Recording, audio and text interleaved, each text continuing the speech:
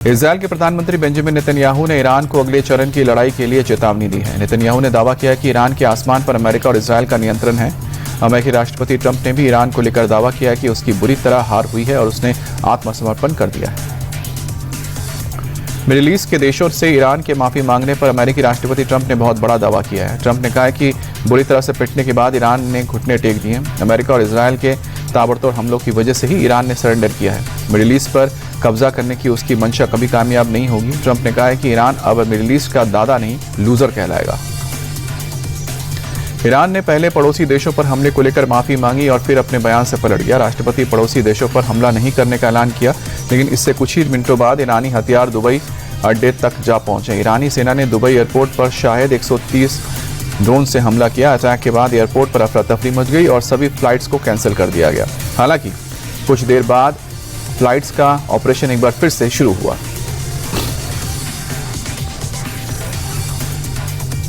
ईरानी सेना ने यूएई पर हमले की बारिश कर दी है, मगर एक भी निशाना कामयाब नहीं हो सका। यूएई के एयर डिफेंस सिस्टम ने ईरानी हमलों को नाकाम कर दिया।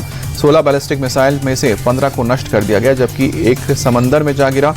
121 ईरानी ड्रोन की पहचान हुई है, जिनमें से 119 को इंटरसेप्ट किया गया है। हालांकि 2 ड्रोन देश के रिहायशी इलाकों में गिरे हैं, जिससे मामूली नुकसान हुआ है।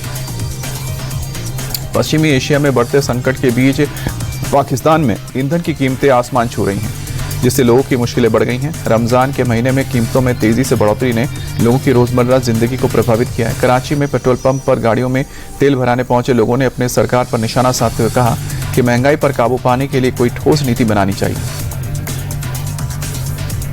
दुबई में बीती रात एक फ्लाइट दिल्ली पहुंची। एयरपोर्ट से बाहर निकलकर यात्रियों ने राहत की सांस ली है। लोग अपनों को रिसीव करने के लिए एयरपोर्ट पहुंचे हुए थे। इन यात्रियों में शामिल एक युवक ने कहा कि मुझे दुबई में असुरक्षित महसूस नहीं हो रहा था, लेकिन इस मुश्किल समय में घर वापस आकर अच्छा लग रहा है। स्ट्रेट ऑफ हॉर्मुज के बंद होने से भारत को कोई नुकसान नहीं होगा। सरकारी सूत्रों ने एक बार फिर से कहा है कि भारत के पास पर्याप्त मात्रा में तेल गैस का भंडार है। केंद्र सरकार ने स्ट्रेट ऑफ हॉर्मुज की जगह बाकी सोर्सेज से खपत को 70% तक बढ़ा दिया है। सरकार ने एक बार फिर से लोगों को आश्वस्त किया कि पेट्रोल डीजल के दाम नहीं बढ़ेंगे। सूत्रों के माने तो स्ट्रेट ऑफ हॉर्मुज में जहाजों की आवाजाही पर मामूली तौर पर शुरू हुई है। राष्ट्रपति की अगवानी में नहीं पहुंचने पर पश्चिम बंगाल की सीएम ममता बनर्जी ने फिर सफाई दी है, साथ ही बीजेपी पर निशाना साधा है। ममता ने सोशल मीडिया पर लिखा है कि कार्यक्रम का आयोजन एक निजी संस्था ने किया था, जिसमें जिला प्रशासन ने राष्ट्रपति सचिवालय को पहले ही सूचित कर दिया था कि आयोजकों की तैयारियां अपर्याप्त हैं। ममता ने कहा है कि जिला प्रशासन की ओर से किसी भी प्रोटोकॉल का उल्लंघन नहीं हुआ है। बीजेपी अपने निजी एजेंडे के लिए देश के सर्वोच्च पद का अपमान और दुरुपयोग कर रही है। बंगाल के सिलीगुड़ी पहुंची राष्ट्रपति द्रौपदी मुर्मू की अगवानी के लिए ना तो मुख्यमंत्री ममता बनर्जी पहुंची और ना ही उनका कोई मंत्री पहुंचा।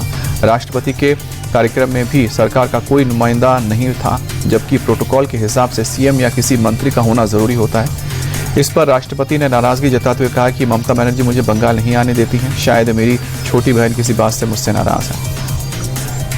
राष्ट्रपति के कार्यक्रम में ममता बनर्जी के ना आने पर पीएम मोदी ने टीएमसी पर निशाना साधा। उन्होंने कहा कि टीएमसी ने राष्ट्रपति का अपमान किया है। बंगाल की टीएमसी सरकार ने सारी हदें पार कर दी हैं। राष्ट्रपति द्रौपदी मुर्मू ने आज जो पीड़ा जाहिर की थी, उससे बहुत दुख हुआ है। राष्ट्रपति का पद राजनीति से ऊपर है। पद की गरिमा का हमेशा सम्मान किया जाना चाहिए। अमित शाह और नितिन नवीन ने भी ममता पर निशाना साधा। पीएम मोदी आज दिल्ली में 33,500 करोड़ की नई परियोजनाओं का उद्घाटन शिलान्यास करेंगे। प्रधानमंत्री 18,300 करोड़ की दिल्ली मेट्रो परियोजना का उद्घाटन और शिलान्यास भी करेंगे, जिसमें 2 नए corridor Majlis park, Maujpur Babarpur pink line और दिवाली चौक है। मजलिस पार्क मेजेंटा लाइन का उद्घाटन शामिल है। इसके अलावा 3 नए कॉरिडोर की आधारशिला भी रखेंगे। कार्यक्रम से पहले प्रधानमंत्री सरोजिनी नगर में ग्रैब टाइप 5 क्वार्टर का दौरा करेंगे और महिला आवंटियों को घरों की चाबियां सौंपेंगे। बिहार के सीएम नीतीश कुमार के बेटे निशांत कुमार आज से राजनीतिक पारी शुरू करने जा रहे हैं। निशांत कुमार आज दोपहर 1 बजे जेडीयू की सदस्यता ग्रहण कर औपचारिक रूप से पार्टी का कामकाज संभालेंगे।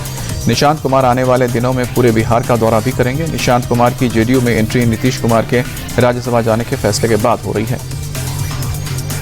भारत अमेरिका ट्रेड डील पर कांग्रेस नेता राहुल गांधी ने एक बार फिर से पीएम मोदी पर निशाना साधा है। राहुल ने आरोप लगाया कि पीएम ने अमेरिका के साथ व्यापार समझौते पर हस्ताक्षर कर देश के साथ विश्वासघात किया है।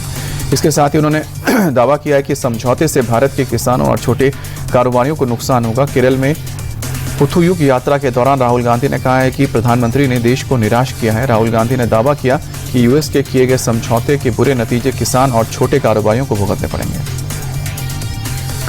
यूपी के सीएम योगी ने मथुरा की कृष्ण जन्मभूमि के दर्शन के बाद कहा कि अगर कृष्ण भगवान की कृपा हुई है तो अयोध्या की तरह यहां भी भव्य और दिव्य मंदिर बनकर तैयार होगा। योगी के इस बयान और श्रद्धालुओं के स्थानीय निवासी उत्साहित हैं। योगी ने विश्वास दिलाया कि जन्मभूमि में भी अयोध्या की तरह ही एक अलौकिक और भव्य मंदिर का निर्माण होगा, जो न केवल आस्था का केंद्र बनेगा बल्कि विश्व भर के श्रद्धालुओं को आकर्षित करेगा। भव्य मंदिर के निर्माण से पर्यटन को बढ़ावा मिलेगा, जिससे स्थानीय अर्थव्यवस्था को गति मिलेगी। गौ तस्करी के शक में 2 लोगों की हत्या करने का आरोपी मोनू मानेसर हाईकोर्ट से जमानत मिलने के बाद जेल से बाहर आ गया है। वो पिछले 2.5 साल से भरतपुर की सेवर जेल में बंद था। मोनू मानेसर को बुलेट प्रूफ जैकेट पहनाकर पुलिस एस्कॉर्ट में ले जाया गया। उसे लेने के लिए गौ सेवक गाड़ियों के काफिले के साथ पहुंचे थे। मोनू मानेसर को सितंबर 2023 को गिरफ्तार किया गया था। 15 फरवरी 2023 को हरियाणा के भिवानी में नासिर और जुनैद के शव जली हुई हालत में कार के अंदर मिले थे। मेरठ में यूट्यूबर बिग बॉस 17 के पार्टिसिपेंट अनुराग डोभाल ने खुदकुशी करने की कोशिश की। उसने दिल्ली मेरठ एक्सप्रेसवे पर 200 की रफ्तार से फॉर्च्यूनर कार को पलट दिया। कार डिवाइडर से टकराकर पास देहरादून वाली लेन पर जा गिरी, जिससे उसके परखच्चे उड़ गए। युवक को मेरठ के एक निजी अस्पताल में एडमिट कराया गया है। सुसाइड अटेम्प्ट का लाइव वीडियो भी सामने आया है। दिल्ली के नांगलोई में एक घर में चलाई जा रही अचार फैक्ट्री में बड़ा हादसा हो गया। फैक्ट्री के कुएं में बेहोश होकर गिरे एक मजदूर को बचाने गए मालिक और उनके 2 बेटे भी बेहोश हो गए। तीनों को अस्पताल ले जाया गया, जहां डॉक्टर ने पिता पुत्र को मृत घोषित कर दिया। पुलिस और फॉरेंसिक टीम मामले की जांच कर रही है। यूपी के रामपुर में सड़क हादसे का भयानक वीडियो सामने आया है। यहां सड़क पर मुड़ने की कोशिश कर रही एक स्कॉर्पियो कार को तेज रफ्तार से आ रहे दूसरे स्कॉर्पियो ने जोरदार टक्कर मार दी। उसके बाद स्कॉर्पियो कई बार पलटते हुए दूर जा गिरी। हादसे में स्कॉर्पियो चला रहा कार चालक गंभीर रूप से घायल हो गया। यह हादसा रामपुर के शाहबाद थाना क्षेत्र के मांगली गांव में हुआ है। तेलंगाना में मुख्यमंत्री रेवंत रेड्डी की मौजूदगी में 130 नक्सलियों ने सरेंडर किया है। माओवादियों ने आत्मसमर्पण कर AK-47 समेत 124 हथियार डाले। सरेंडर करने वाले नक्सलियों में 125 छत्तीसगढ़, 4 तेलंगाना और 1 आंध्र प्रदेश के हैं। तेलंगाना सरकार के DGP ने दावा किया है कि सरेंडर के बाद प्रदेश से नक्सली समितियां खत्म हो गई हैं। केंद्र सरकार का कहना है कि 31 मार्च तक देश से नक्सलवाद पूरी तरह से खत्म होगा। मध्य प्रदेश के रायसेन से हैरान करने वाला वीडियो सामने आया। रायसेन के किले में कुछ युवक अवैध हथियारों की टेस्टिंग करते दिखे। अवैध तौर पर बनाए गए गोला बारूद से दहशत फैलाने की कोशिश हुई, जिस पर HRD ने बड़ा एक्शन लेते हुए नोटिस जारी किया है। मानव अधिकार आयोग ने कहा है कि इस मामले पर वन विभाग ने कार्रवाई करनी चाहिए। ये लोग महादेव मंदिर में पूजा करने से रोकते हैं, लेकिन ऐसे अपराधियों पर अब तक कोई एक्शन नहीं लिया गया। जम्मू कश्मीर के बारामूला में मिडिल स्कूल में आग लगने से इलाके में अफरा तफरी मच गई। देखते ही देखते आग ने पूरे स्कूल को अपनी चपेट में ले लिया। सूचना मिलते ही मौके पर दमकल की गाड़ियां पहुंची और कड़ी मशक्कत के बाद आग पर काबू पाया। इस हादसे में किसी तरह की जनहानि नहीं हुई है। फिलहाल आग लगने की वजह की जांच की जा रही है। भोपाल में तेज रफ्तार कार बेकाबू होकर खदान में जा गिरी, जिससे एक युवक की मौत हो गई, जबकि 2 लोग गंभीर रूप से घायल हो गए, जिन्होंने इलाज के लिए अस्पताल में भर्ती कराया गया है। हादसे की खबर फैलते ही मौके पर लोगों की भीड़ जुट गई है। काफी मशक्कत के बाद घायलों को बाहर निकाला गया। फिलहाल पुलिस हादसे की जांच में जुटी है। पेरू में नाइट क्लब में हुए बम विस्फोट में नाबालिगों सहित 33 लोग घायल हो गए हैं, जिनमें से 5 की हालत गंभीर बताई जा रही है। पेरू के उत्तरी तट के पास टुजिलो प्रांत में डाली नाइट क्लब में तड़के विस्फोट हुआ। ये क्षेत्र हाल ही में हिंसा और आपराधिक वारदात से ग्रस्त रहा है। केन्या की राजधानी में भारी बारिश की वजह से 23 लोगों की मौत हो गई। कुछ लोगों की जान डूबने से गई है, जबकि कई लोग बिजली गिरने से मारे गए हैं। भारी बारिश की वजह से उड़ानें भी प्रभावित हो गई हैं और लोग घंटों तक ट्रैफिक में फंसे रहे। हालात को देखते हुए कई जगहों पर सेना की तैनाती भी की गई है। भारत के पड़ोस में जेनजी की सरकार बनना लगभग कंफर्म हो गया है। नेपाल इलेक्शन में जेनजी नेता बालेन शाह ने पूर्व PM KP शर्मा ओली को 50,000 से भी ज्यादा वोटों के अंतर से हरा दिया है। नेपाल की झापा 5 सीट पर बालेन शाह को करीब 69,000 वोट मिले हैं। वहीं पर पूर्व PM ओली को करीब 19,000 वोट मिले हैं। 3 से लेकर 4 दिनों में तस्वीर साफ हो जाएगी, लेकिन अभी तक आए रुझानों में बालेन शाह की पार्टी को सबसे ज्यादा सीटें मिलती दिख रही हैं।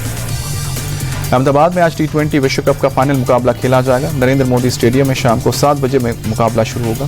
भारत तीसरी बार T20 विश्व कप खिताब जीतने उतरेगा, तो वहीं पर न्यूजीलैंड पहली बार T20 विश्व कप चैंपियन ट्रॉफी जीतने उतरेगी। T20 में न्यूजीलैंड पर भारत का पलड़ा भारी है। दोनों टीमों के बीच अब तक 30 मुकाबलों में टीम इंडिया ने 18 मैचों में जीत दर्ज की है, जबकि न्यूजीलैंड की टीम 11 मैचों में जीत दर्ज करने में कामयाब हो पाई है। एक मैच बेनतीजा रहा है। टीम इंडिया 15वीं बार आईसीसी टूर्नामेंट का फाइनल खेलने उतरेगी। 1983 में पहली बार कपिल देव की कप्तानी में वनडे वर्ल्ड कप में जीत दर्ज की थी। T20 विश्व कप के फाइनल में उतरते ही भारत और न्यूजीलैंड की टीम आईसीसी के तीनों फॉर्मेट में खेलने की रिकॉर्ड बनाएगी। इससे पहले one day world cup test championship के फाइनल में दोनों टीमों के बीच टक्कर हो चुकी है। टीम इंडिया की नज़र 8वीं बार आईसीसी खिताब जीतने पर होगी। भारत अब तक 7 आईसीसी फाइनल जीत चुका है। टीम इंडिया T20 विश्व कप तीसरी बार जीतकर सबसे अधिक बार T20 चैंपियन बनने का रिकॉर्ड बनाने की कोशिश करेगी। भारत के अलावा वेस्टइंडीज और इंग्लैंड की टीम 2-2 बार T20 वर्ल्ड कप जीतने में कामयाब हो पाई है। पाकिस्तान, श्रीलंका और ऑस्ट्रेलिया एक-एक बार यहां पर चैंपियन बनी है। T20 वर्ल्ड कप के फाइनल से पहले न्यूजीलैंड टीम के कैप्टन मिचेल स्टैनर ने खेला माइंड गेम। कहा कि ट्रॉफी जीतने के लिए अरबों भारतीय प्रशंसकों का दिल तोड़ना पड़े तो तोड़ेंगे, इसमें हमें कोई एतराज नहीं है। सैंटनर के बयान पर भारतीय कैप्टन सूर्यकुमार यादव ने पलटवार किया। कहा कि कुछ नया लेकर आइए, हर कोई वही बात कर रहा है। टीम परिस्थिति के हिसाब से खेलेगी और लक्ष्य चाहे जो भी हो उसे हासिल करना, डिफेंड करने की पूरी कोशिश करेगी। T20 वर्ल्ड कप के फाइनल को देखने के लिए रेलवे की तरफ से एक खास ट्रेन चलाई जा रही है। बीती रात ये ट्रेन मुंबई से अहमदाबाद के लिए रवाना हो गई है। इस दौरान भारतीय क्रिकेट फैंस का जोश देखते ही बन रहा था। रवाना होने से पहले क्रिकेट फैंस ने भारत को बेस्ट टीम बताते हुए कहा कि टीम की बल्लेबाजी बहुत मजबूत है और टीम इंडिया निश्चित रूप से विश्व कप जीतेगी। T20 वर्ल्ड कप का फाइनल देखने के लिए दिल्ली से भी बीती रात एक विशेष ट्रेन अहमदाबाद के लिए रवाना हुई। इस दौरान क्रिकेट फैंस में उत्साह देखने को मिला। भारतीय क्रिकेट टीम के एक फैन ने कहा कि मैच के लिए बहुत उत्साहित हूँ। कुछ और फैंस ने रेलवे को धन्यवाद देते हुए कहा कि फाइनल में टीम इंडिया का समर्थन करने के लिए हमें बहुत अच्छी सुविधा मिली है।